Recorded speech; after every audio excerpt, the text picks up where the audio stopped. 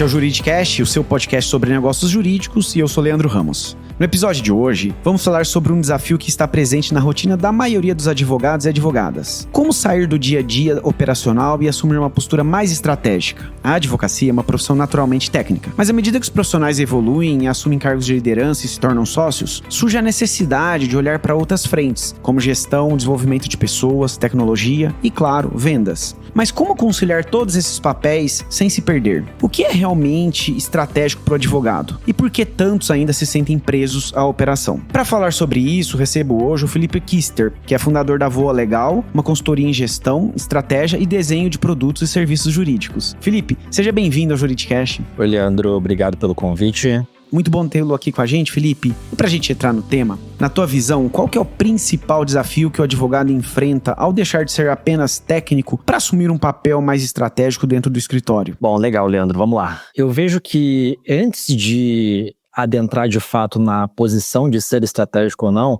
tem 2 passos antes, né? Tá. E é um processo de autoconhecimento, de fato. Olha só. Você olhar para si mesmo, para sua carreira e se perguntar onde que você quer estar. Então, eu acho que hoje existe um certo fetiche em relação ao que é estratégia, o que é ser estratégico, e isso acaba gerando uma certa demanda, um pouco de ansiedade em relação aos profissionais. Então, minha primeira pergunta sempre é onde eu estou, onde eu quero estar, o que eu preciso fazer para chegar lá. Então, às vezes você é um advogado altamente técnico, você gosta e se encaixa dentro de um contexto operacional e tá tudo certo. Então, uma vez vencida essa primeira etapa, você realmente entende que precisa, enfim, galgar novas etapas, galgar novos desafios e incorporar novas skills, novas habilidades para justamente progredir numa direção diferente da carreira. O ser estratégico, ele é, de certa forma, um conceito um pouco subjetivo. E justamente pela subjetividade é que ele não tem um manual. Você pode até fazer um curso de gestão estratégica, mas isso não vai te fornecer toda a bagagem e todas as skills e conhecimentos. Essa jornada ela é um pouco solitária e ela é um pouco ingrata também. Por quê? Porque o ser estratégico, o perfil e o desenvolvimento da tua carreira ao redor disso, no começo não vai ser tangível, né? Ele vai ser abstrato, ele vai ser intangível. E você mesmo vai ter dificuldade de entender se os teus movimentos eles realmente estão gerando resultados. Então, acho que o desafio é não desistir, o desafio é ter um direcionamento baseado na tua autovocação e contar com ajuda, né? Contar com rede de apoio, contar com comunidade, compartilhar conhecimento, ter mentores, isso é muito importante. Porque eu não cheguei onde eu cheguei pelas minhas pós-graduações, pelo meu LLM, pelas minhas especializações. Muito do que eu construí foi baseado na experiência coletiva, na experiência compartilhada com pessoas mais velhas, mas não necessariamente. Eu acho que essa rede de apoio ela é fundamental justamente para poder vencer e você começar a traçar de fato um cronograma que seja consistente aí para você atravessar essa barreira da subjetividade do que é ser estratégico. E, Felipe, independente se estratégico é algo subjetivo ou não, o fato é que, né, o advogado no dia a dia, muitas vezes ele tem que conciliar diferentes papéis, né, como advogar, gerir pessoas, gerar negócios, liderar, né, e como fazer tudo isso sem se perder ou ainda ficar sobrecarregado, se é que é possível, né? Olha, eu vejo que como tudo na vida que requer escolhas, a gente precisa ter foco. Eu gosto muito da frase fatiar e priorizar. É um conceito que a gente usa muito na gestão de produto, né? Como dentro ali de PO e dentro do Scrum tem essa fase aí que fica pairando, que é justamente o poder que o PO, né, que é o gestor do produto, o dono do produto, tem de eliminar os ruídos e conseguir focar naquilo que é importante. Então, primeira coisa, você tem, obviamente, vários papéis. Como eu disse, fazer uma transição para uma composição de carreira mais estratégica, que pode ser tanto na tua função como sócio, como gestor, como coordenador, como empreendedor, ele vai fazer com que você tenha que equilibrar várias bolas ao mesmo tempo. Então, não dá para equilibrar todas. Então você precisa realmente priorizar. Quais são as raias de atuação que hoje você tem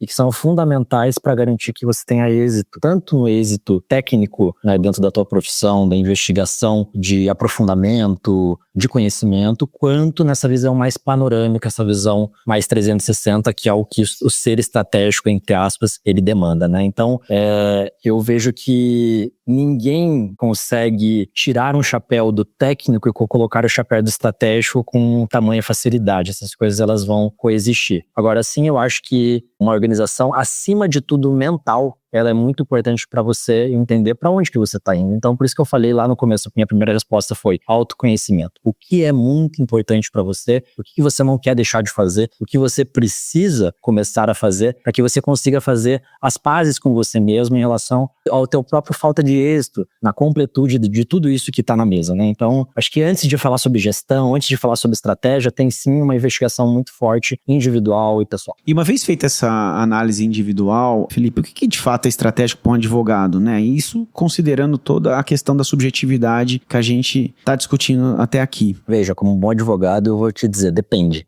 Depende. E depende do quê?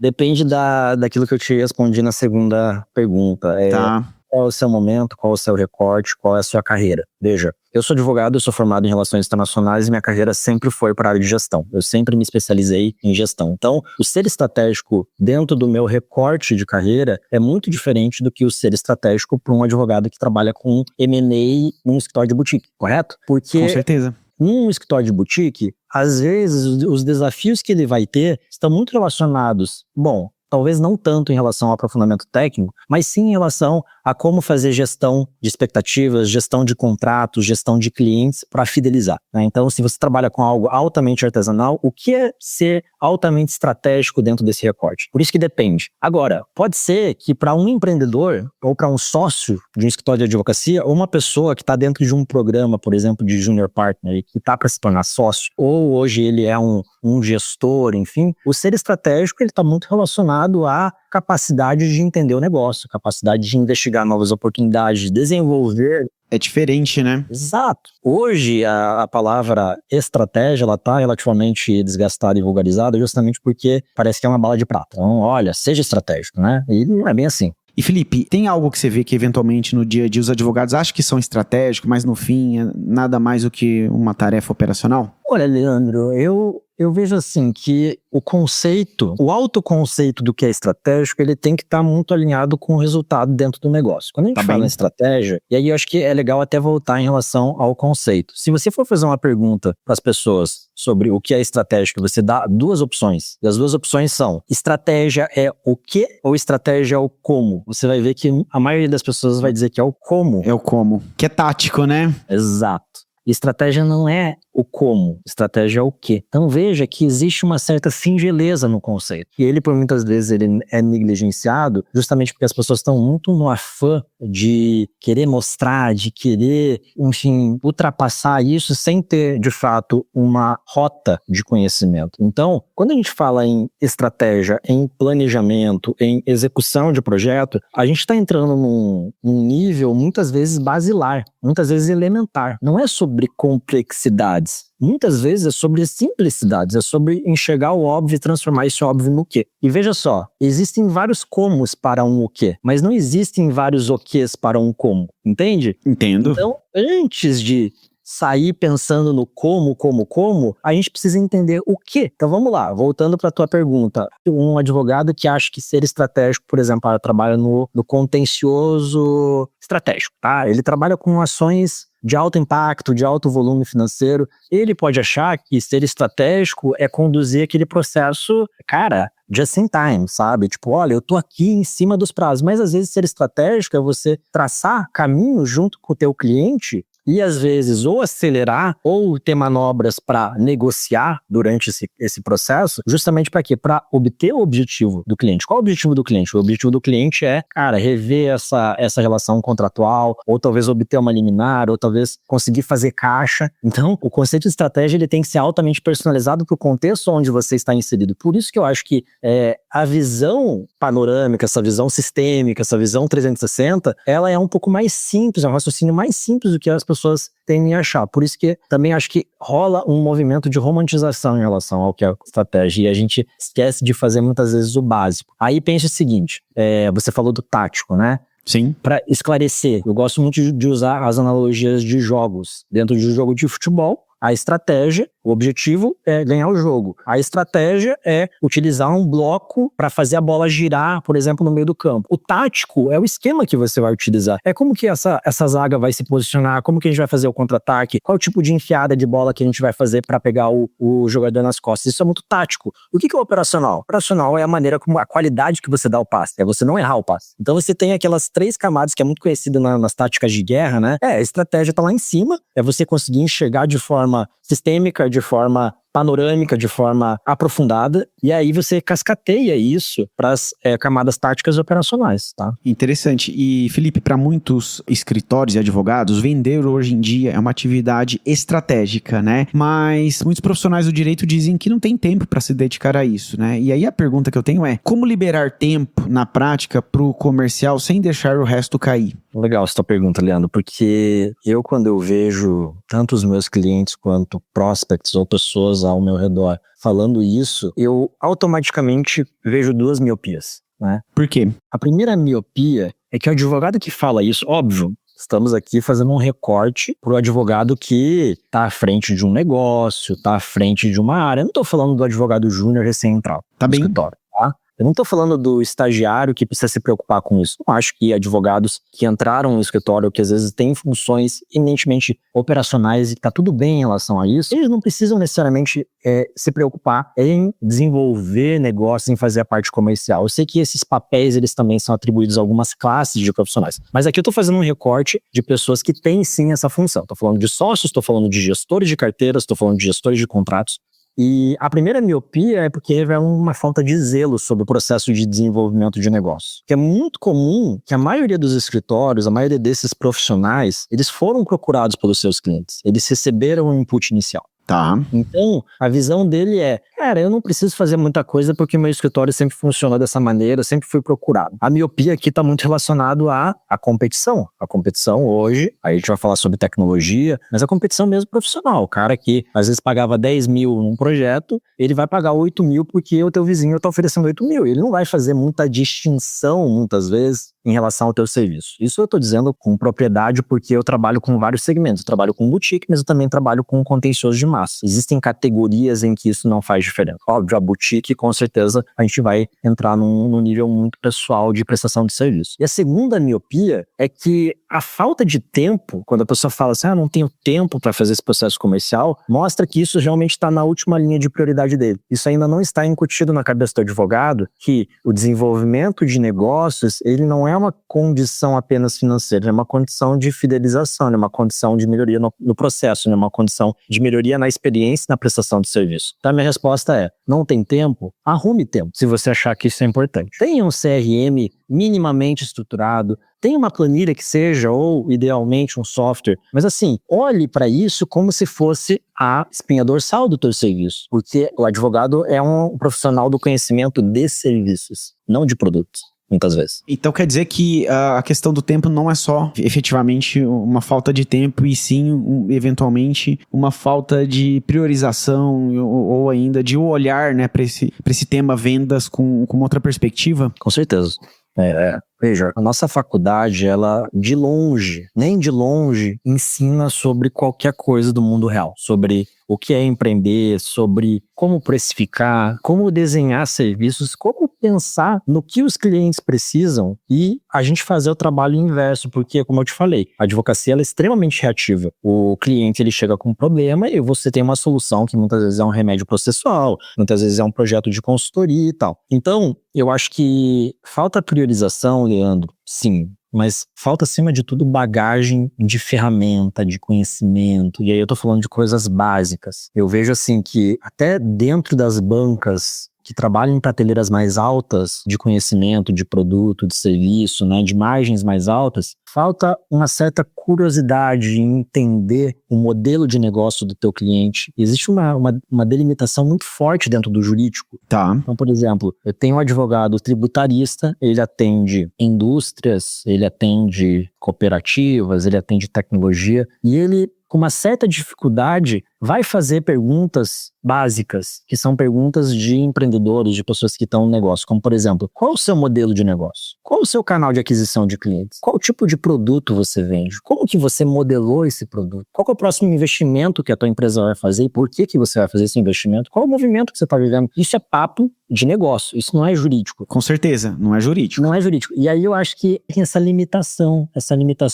ela tá muito pautada na própria condição técnica do advogado, que é ser pragmático e que é olhar o preto no branco. E esse o olhar demasiado preto no branco faz com que você não enxergue, às vezes, os tons intermediários, que são os tons que dão a vivacidade do negócio. O empresário, ele tá muito vivendo para quê? Para fazer o negócio dar certo. Você, advogado, de certo modo, tem que pensar junto com o empresário, não apenas contingenciando riscos ou identificando oportunidades jurídicas. Tem um conceito aí um pouco mais amplo, né? E aí eu vejo que tem assim o fetiche do Harvey Specter, né? Por que as pessoas amam o Harvey? Nossa, olha que legal, e como ele faz. Mas tirando o caráter ficcional do personagem, o que ele faz? Ele passa pouco tempo se debruçando no trabalho efetivamente artesanal jurídico, porque ele se preocupa em articular as oportunidades com os clientes, então ele conecta. E aí eu vejo que, inclusive, tem um conceito muito forte dos ativadores de negócio, né, dos perfis dentro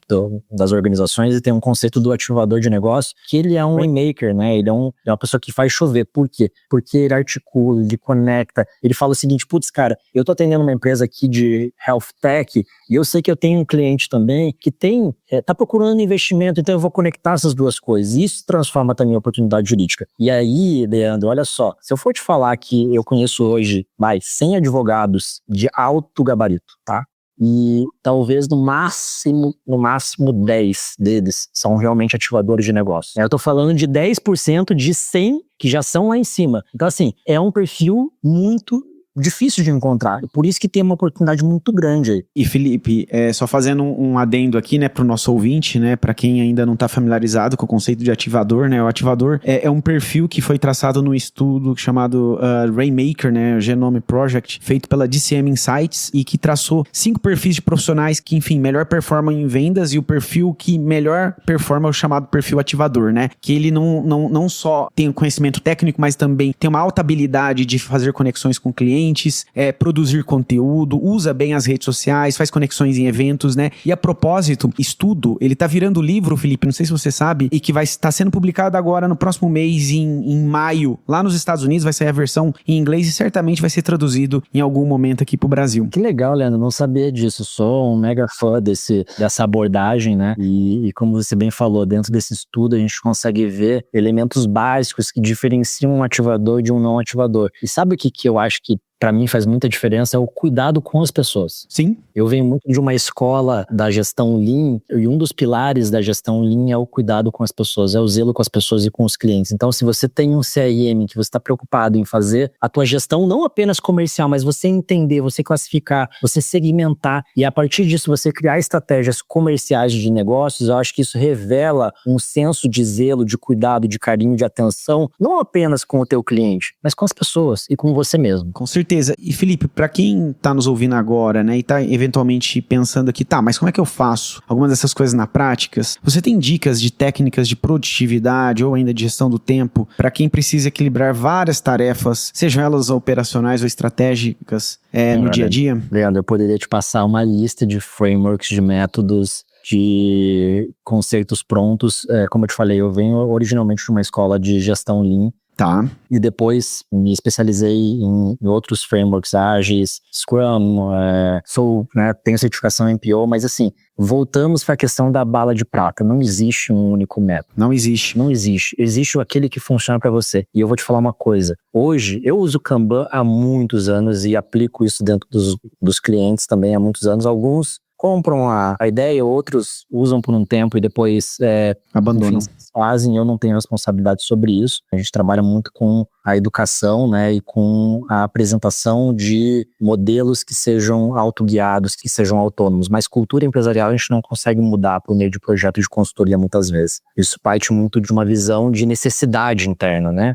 E sabe o que eu vejo, cara? Que, pra mim, a técnica que hoje mais funciona de documentação é a minha agenda física, cara. Em papel. Em papel. Eu trabalho com calendário, enfim, do Google, do Outlook, eu uso Notion, eu uso Kanban, enfim, dependendo do cliente. Eu uso planilha Excel também, mas para mim hoje não faz muita diferença o como, mas o que. O que é que eu preciso focar? Então, o que eu faço? Hoje eu tenho a minha agenda física, onde todos os meus compromissos estão ali, mas acima de tudo, pela manhã, eu defino qual que é a minha shortlist, né? Qual que é a minha lista de tarefas que eu vou focar. E eu tenho uma técnica que não é minha, mas assim, coisas que me levam pouquíssimo tempo eu resolvo na hora, tá? Eu vou basicamente fatiando todo o meu dia ao redor das coisas que realmente são importantes. Então, eu sempre tento ter, isso também é fruto de um livro muito bacana que eu li, chama Uma Única Coisa. Não sei se você conhece. Conheço, já li esse livro. E ele é poderoso. Cara, ele é poderoso, cara. As pessoas podem até achar que ele é meio de autoajuda e tal. Ok, ele é um livro aquele clássico de aeroporto, cara, mas eu vou te falar. Ele é muito poderoso porque ele me ajudou a ter uma clareza sobre essa questão da única coisa. Não que você... Não é literal uma única coisa, mas assim,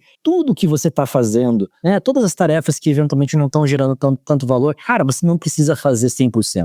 O mundo não vai se importar se você entregar 80%. Agora, existem sim pouquíssimas coisas que você precisa entregar 100%. E é nessas que eu foco. Por isso que essa questão do espacial, do visual, do analógico, ele me ajuda muito. Eu sempre, vindo de uma escola, novamente, de Kanban da parede, eu acompanhei esse movimento do post-it na parede, tal, fui pro digital, uso muita coisa digital, mas ainda assim, pra mim, o escrever, o exercício de eu mesmo definir a minha própria pauta, isso faz com que eu não seja atropelado por demandas que não fazem a menor diferença na minha vida. Muito interessante isso. E Felipe, aproveitando a questão que você falou do papel, eu queria puxar a discussão da tecnologia, né? Você acha que a tecnologia, sobretudo a inteligência artificial, ela pode ser usada também para liberar tempo do advogado, sobretudo em questões operacionais e deixá-lo mais livre para pensar em algo estratégico ou até, eventualmente, fazer esse exercício de autorreflexão que a gente está conversando aqui? Com certeza, né, Leandro? Eu sou de uma geração ambidestra, né? Híbrida, porque eu vivi plenamente o analógico e eu vivi a transição pro digital, e é uma geração, assim, incrível em relação a isso, porque eu acho que a gente pegou coisas muito boas dos dois mundos. E hoje, em 2025, a gente sabe que tem um game changer aí gigantesco.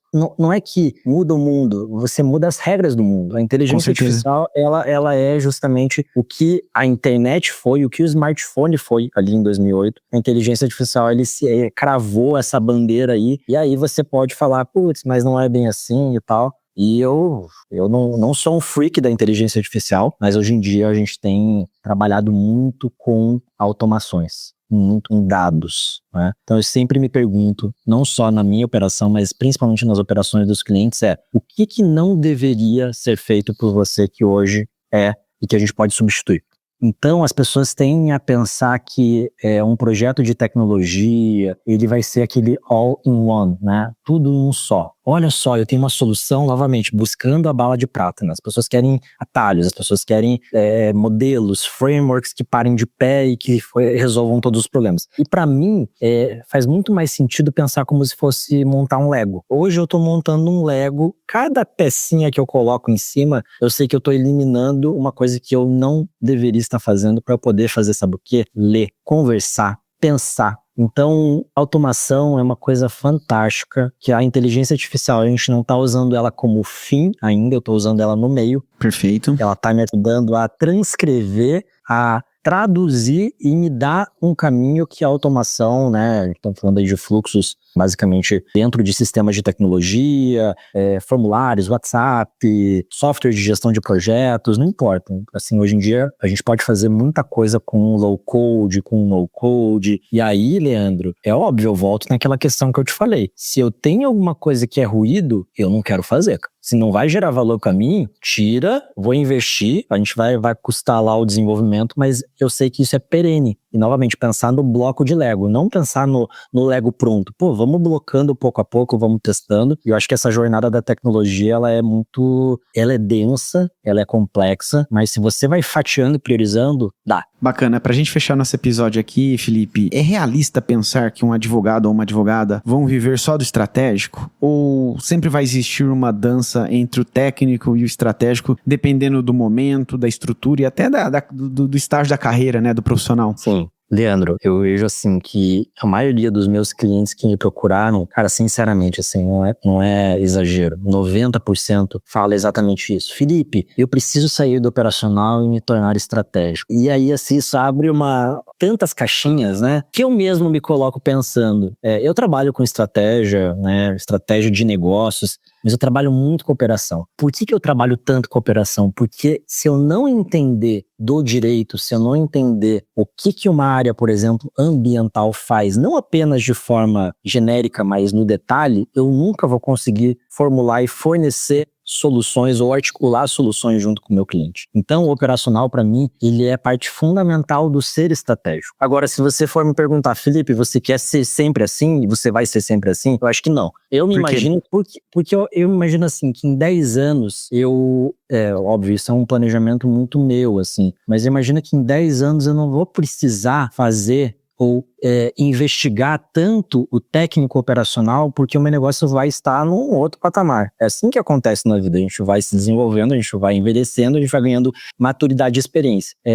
Mas eu não posso te garantir, se eu como uma pessoa muito curiosa, é bem possível que eu nunca consegui falar pra você, nossa, eu sou aquela pessoa assim, sênior, sabe, que tá sabe aquela pessoa que tá na cadeira, assim, daí você chega, as pessoas vêm conversar com você e vêm basicamente conversar, e você articula ideias de negócios a partir de conversa, não precisa abrir teu computador e ir lá, entrar no teu Notion, ou redigir um documento, porque tem outras pessoas fazendo pra você. Agora, o que eu queria jogar aqui? Essa questão da dicotomia, e a falsa dicotomia de que ou você é uma coisa ou é outra. Eu acho que hoje, para os meus clientes que estão na casa dos 40, a maioria dos meus clientes estão nessa faixa aqui, a minha faixa também, eu sempre tento encorajá-los a, cara, garanta a excelência operacional, não só sua, como da sua equipe, porque é isso que vai te dar uma abertura de oportunidade, é aí que você vai entender onde que tá o problema, onde que tá o desafio jurídico, e é aí que a gente consegue prosperar, a gente consegue vender mais, né? Então, eu encerraria dessa forma, assim, sabe? De uma forma muito brilhante, muito legal, Felipe. Agradeço imensamente a conversa prática e provocadora sobre o papel, né, do estratégico e do operacional, né, no dia a dia de advogados e advogadas na gestão dos escritórios. Legal, Leandro. Foi um prazer enorme estar com vocês aqui. Tamo junto. Obrigado.